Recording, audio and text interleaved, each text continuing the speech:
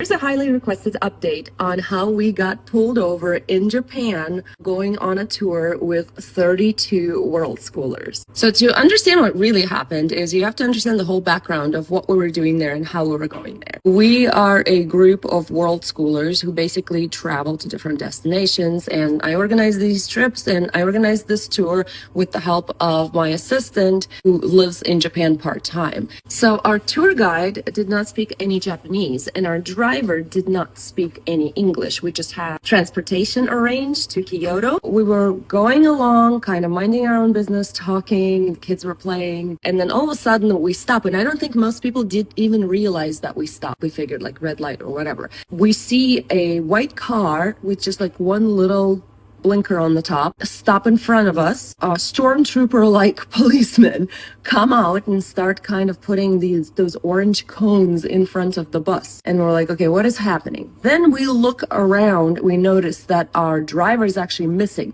So you have to understand that we're all sitting there talking, not really paying much attention. You know, we have a bus that's taking us far away. We had a whole hour to go to Kyoto. We're not paying much attention. And then once we realized that, hey, we've been stopped here for a little bit, and who are these guys in front of the bus? And where's our driver? So the driver left without telling us anything. She doesn't speak English, so like, what could she have told us, right? She left off the bus. We see her get into the police car, which is already terrifying if you live in the US. Most of the families are US families. There were like 2 UK families. And so we were like, wait a second, what is going on? Because in US, if you're getting into a police car, that is because you're getting arrested. In fact, police will actually get angry at you if you try to get out of the car when you're pulled over. So when you're pulled over, you sit in your car and you wait until they come up to your driver's side window, ask you to roll it down, and for all of your, paperwork. So and that's how you kind of communicate with the police. So here, didn't even notice we stopped. We see policemen that look like stormtroopers with their cool helmets.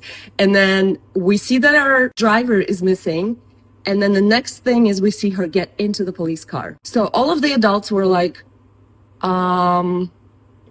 what is happening? The kids were kind of oblivious in the back, but we did tell them like, hey guys, we just got pulled over by police. So just sit and wait until we figure out what's happening. And I thought it was absolutely hilarious that they all put on the Imperial March because they saw that the police kind of looked like stormtroopers. So they put on the Imperial March in the background playing while we were waiting for something to happen. I felt like it was forever until the driver came back in. Like it seemed like a very long time, maybe because we didn't know what was happening.